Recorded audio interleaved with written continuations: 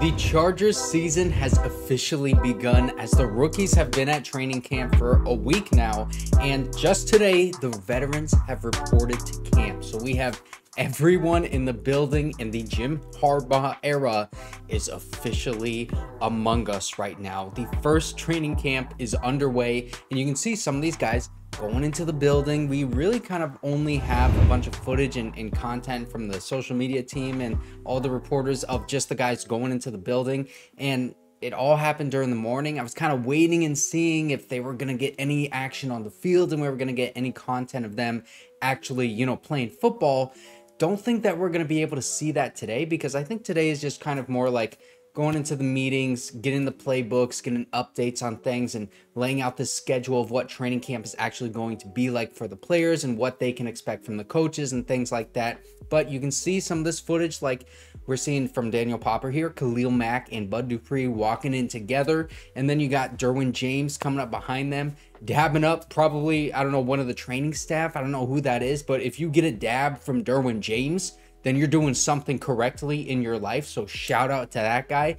We also see right here, Quentin Johnston. He's coming into the building and he's putting up the peace signs, making that face, doing the thing. He seems looser, man. He seems more confident than he was in his rookie season. And I'm going to give you a little bit of Quentin Johnston propaganda right now, man, because I'm telling you, don't sleep on a bounce back season from him. And listen, a bounce back year for a guy like Quentin Johnston after what he did in his rookie season, it could be just like 800 yards, 5 touchdowns. Like, that would be totally fine for me. I would be very happy with that. And there are like 5 different wide receivers on this team that I think are going to finish around that 800-yard mark this season. And I'm not really sure anyone's going to be able to reach that 1,000-yard mark at the wide receiver position for us, unless like Ladd McConkey is able to get a ton of targets. But there's no real top target for Justin Herbert right now. We've been hearing Ladd McConkey is like the favorite guy. I think that's really mostly because he's just getting open a lot more. But I think in this offense, and from what we've seen in OTAs, I think Justin Herbert's going to be spreading the ball around a lot. So having a 1,000-yard receiver in a room where there's just kind of a bunch of guys in that same spot, not really being able to claim that wide receiver one position, I think all of these guys are going to finish around 800 yards. So there is a legitimate scenario where Quentin Johnston is the most productive wide receiver on this team next season in terms of yards, or maybe even touchdowns. I don't think touchdowns, because I think a guy like Ladd McConkey or Josh Palmer is going to get more touchdowns than him.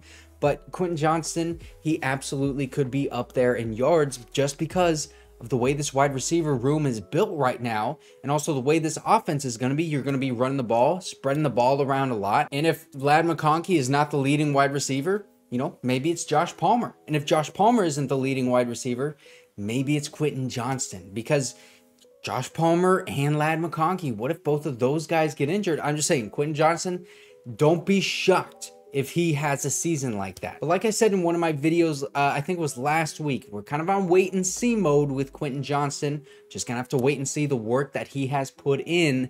And then if he has put in that work, if he's a better route runner, if he's better at tracking the football, if he's better at like bringing that ball in on a contested catch, then we could see a lot of improvement. But either way, that's enough Quentin Johnston propaganda.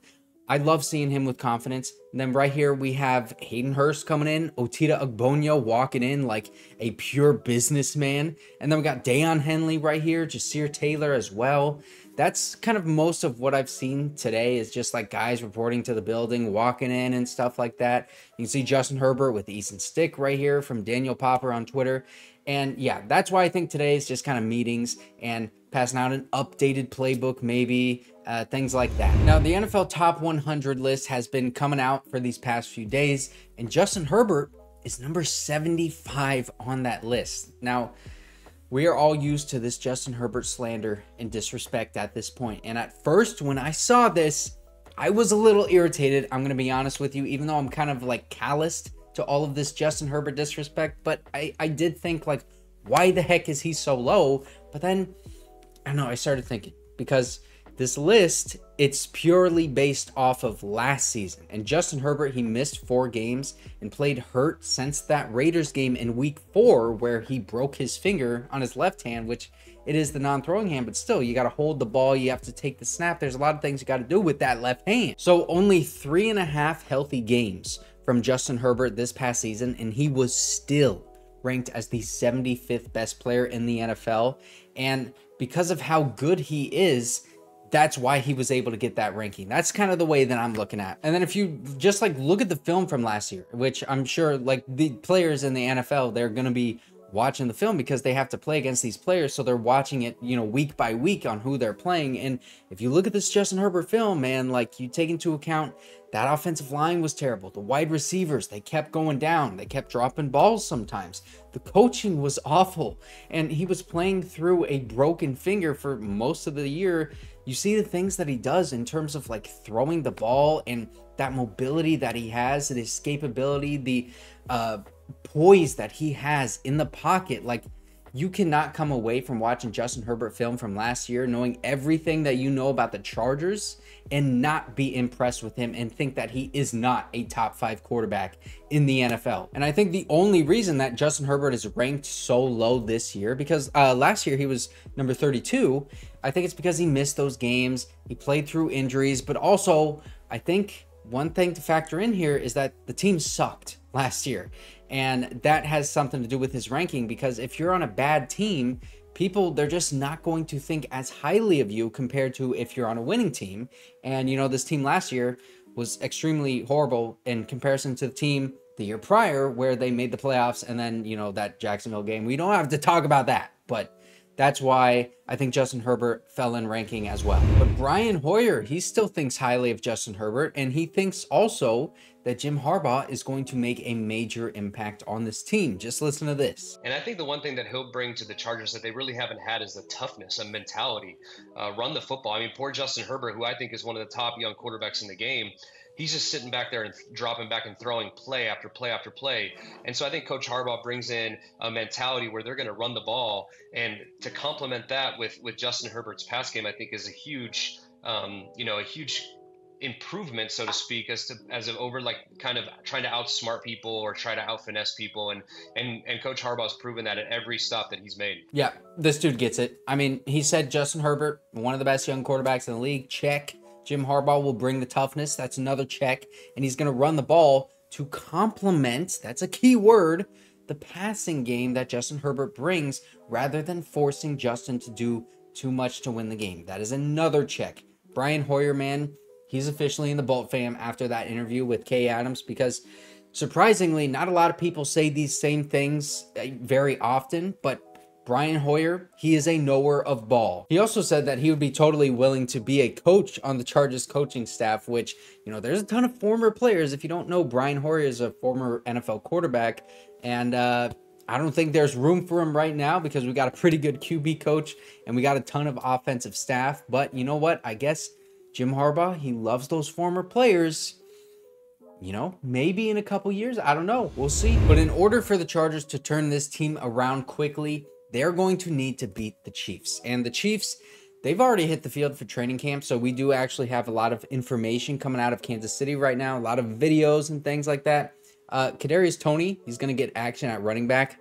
I don't know how much that's really going to change things for them. Patrick Mahomes, yeah, he's still got it, as you can see from these clips where he's just throwing on the run to guys like Marquise Brown, Rashee Rice, and their first-round pick, Xavier Worthy, who's another speedster that we're going to have to be worrying about.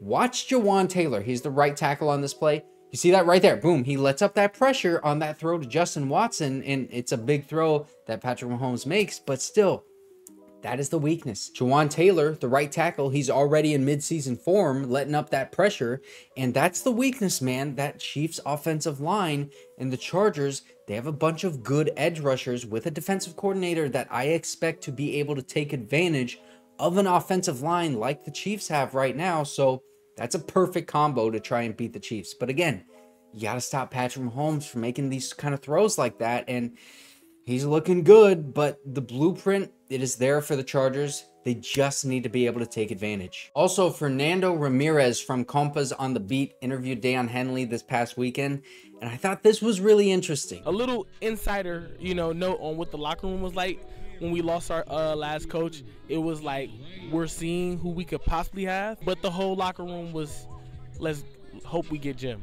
We got Jim. We got our guy. That was like a quote from our owner, and it is exactly what it was for the locker room. We got our guy. So all of the fans and all of the players wanted Jim Harbaugh before the NFL season even ended and before Michigan even won the national championship. Like I said it before in one of my videos, but I have never seen any fan base in agreement of one thing ever. And even the players on the team were all in unison as well in wanting Jim Harbaugh to come and coach the Chargers. And now we got him. And obviously the Chargers front office, they were in agreement too. Everybody that had any sort of interest in wanting the Chargers to succeed wanted Jim Harbaugh to come to the Chargers. So now we got him. Now we have training camp officially underway. And tomorrow we are going to see these guys on the field under Jim Harbaugh. Pause on that one, but we have brought in this new era of Chargers football. And if you did not see my last video, then you can click right here.